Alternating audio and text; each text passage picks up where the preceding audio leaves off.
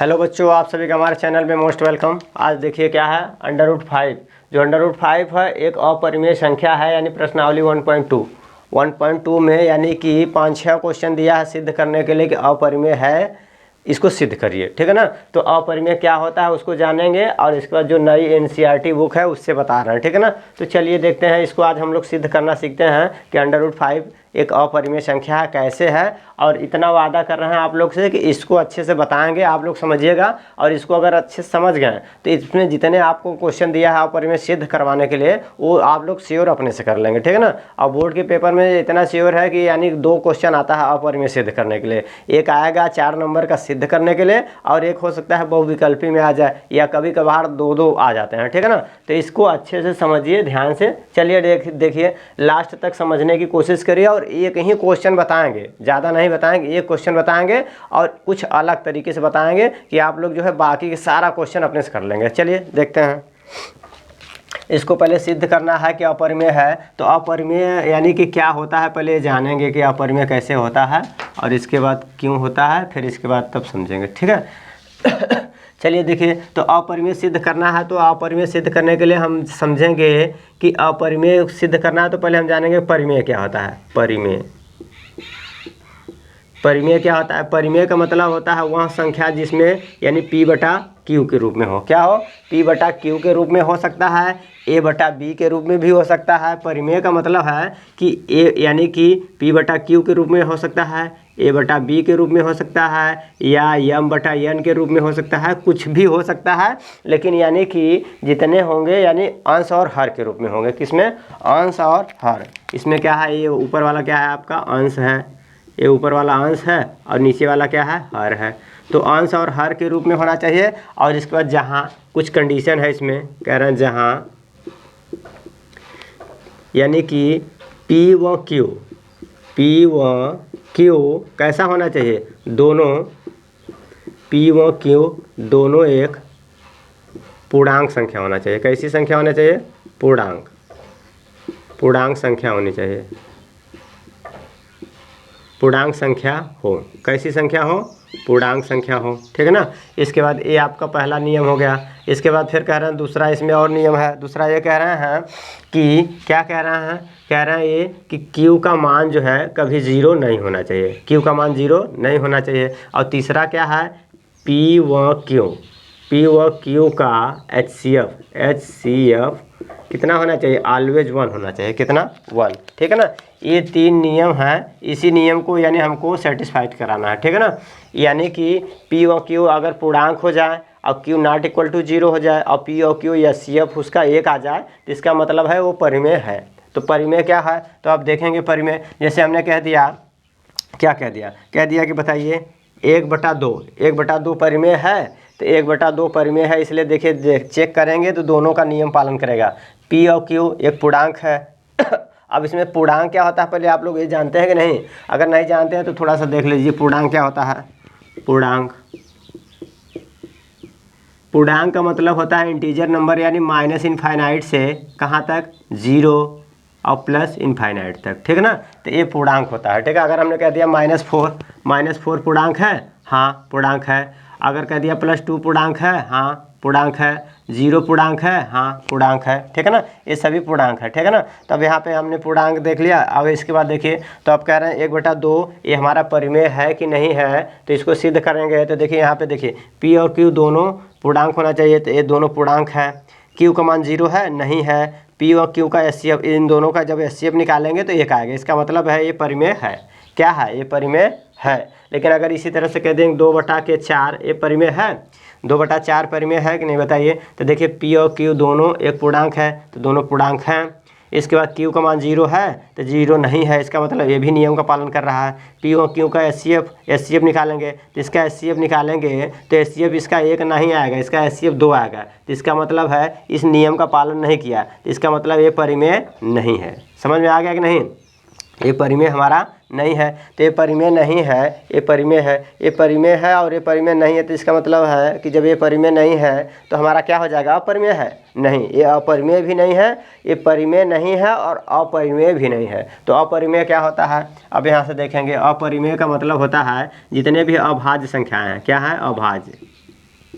अभाज्य संख्याएं, जितनी भी अभाज्य संख्याएं हैं, संख्याएं जितनी भी अभाज्य संख्याएं हैं, जैसे में अंडर रूट में यानी कि 2, under root 3, under root 5, under root 7, under root के 11, अंडर रूट के 17, अंडर रूट के 19, ये सब क्या है? अपरिमेय संख्याएं हैं। क्या है? अपरिमेय है। ठीक है ना। जब ये सब अगर हमारा अपरिमेय हो गया तो बताइए हमको क्या सिद्ध करना है? हमको तो सिद्ध करना है अपरिमेय ही ना। तो देखिए अंडर रूट 5 जो है एक हमारा अपरिमेय है, तो इसको सिद्ध कैसे करेंगे? चलिए अब सिद्ध करते हैं कि अंडर रूट 5 जो है हमारा एक अपरिमेय है। तो अब सिद्ध करेंगे, तो यहाँ पे लिखेंगे, हल करेंगे। अभी तक तो हमने ये बेसिक बताया है, अब हल करने जा रहे हैं सवाल को। अब हल करेंगे तो हल करेंगे कि यानी कि माना, इसमें मान लेंगे, माना अंडर रूट 5 एक परिमेय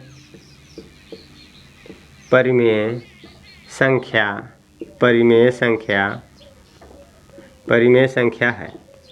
अगर अंडर रूट 5 जो है करड़ी में 5 अगर एक हमारा परिमेय संख्या अगर सिद्ध हो रहा है, इन तीनों नियम का पालन कर रहा है, तो अगर परिमेय हो जाएगा तो इसका मतलब अपरिमेय नहीं होगा। और अगर हमारा परिमेय नहीं हुआ, सिद्ध करेंगे परिमेय नहीं होगा तो क्या हो जाएगा? अपरिमेय हो जाएगा। तो बस चलिए देखते हैं।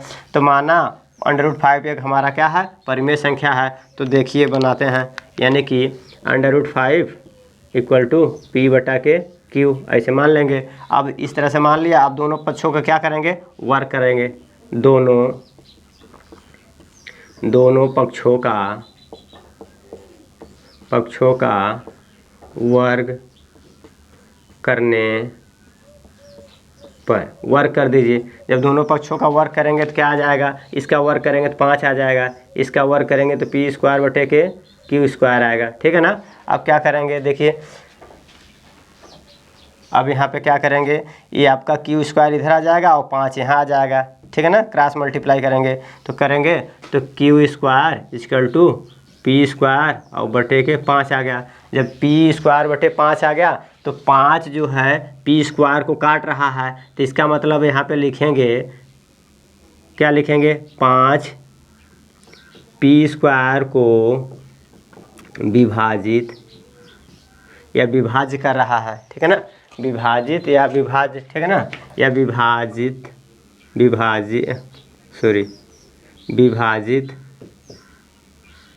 कर रहा है,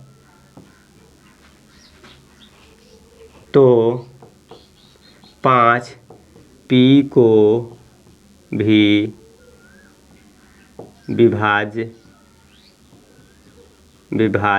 करेगा।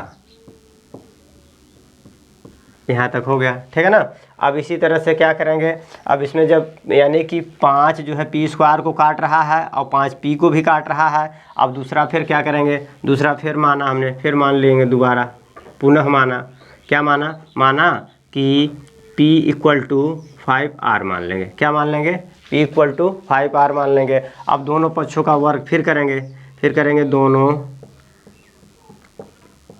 पक्षों का वर्ग करने पर वर्ग कर दीजिए। जब दोनों पक्षों का वर्ग करेंगे तो क्या आ जाएगा? P² = आ जाएगा 25, R² आ जाएगा। अब क्या करेंगे? इस P² का मान जो है कहाँ रखेंगे? इसको आप समीकरण 1 मान लीजिए। क्या मान लेंगे? इसको समीकरण आप 1 मान लीजिए।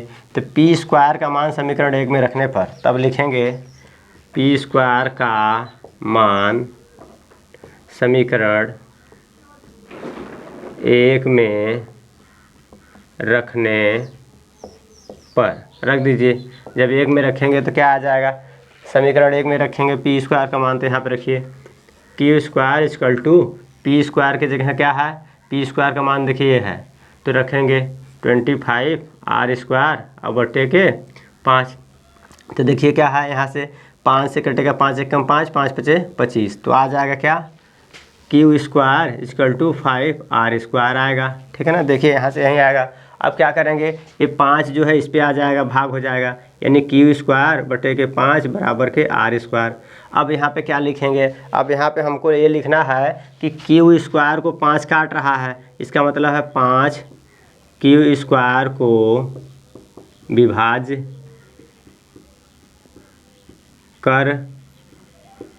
करता है,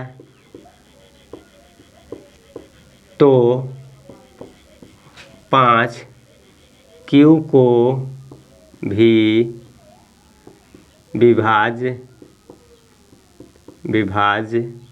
करेगा। यहाँ तक हो गया। इसका मतलब है कि 5 एक ऐसी संख्या है जो P को भी काट रहा है और Q को काट रहा है। किसको? 5 एक ऐसी संख्या है जो P और Q दोनों को काट रहा है। देखिए 5 जो है P को भी काट रहा, Q को काट रहा है, और 5 यहाँ पे है P को भी काट रहा है।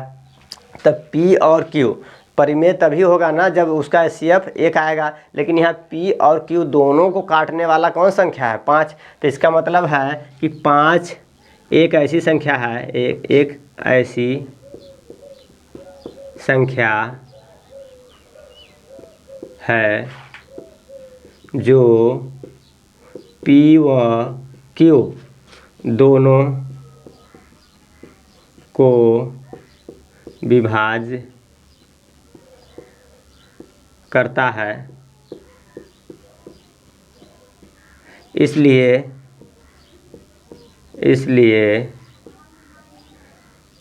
P व Q का HCF 5 आएगा। कितना आएगा? 5।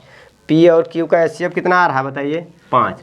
जब HCF 5 आ रहा है तो इसमें इस नियम का पालन हो रहा है, यानी इस नियम का पालन नहीं हो पा रहा है। तो इसलिए कहेंगे यानी हमारे द्वारा जो मानी गई अवधारणा है वो गलत सिद्ध हो रहा है। क्या हो रहा है? गलत। हमारे द्वारा माना गया अवधारणा गलत सिद्ध हो रहा है। गलत सिद्ध हो रहा है, इसलिए क्या हो जाएगा? इसलिए यानी कि √5 एक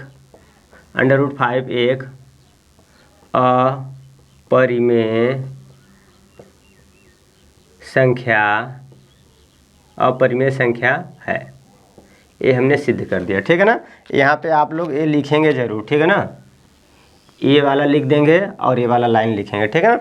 इसमें से आप लोग जो है कुछ छोड़िएगा नहीं। यहाँ पे इधर तो आप लोग को बताए हैं सिखाने के लिए यहाँ तक, और इसके बाद यहाँ तक तो आप लोग को बताए हैं। ठीक है ना? यहाँ से आपका प्रश्न करवाए हैं। ठीक है ना? चलिए, अगर वीडियो को अच्छा लगा हो तो please channel like share and subscribe कीजिएगा। Thank you.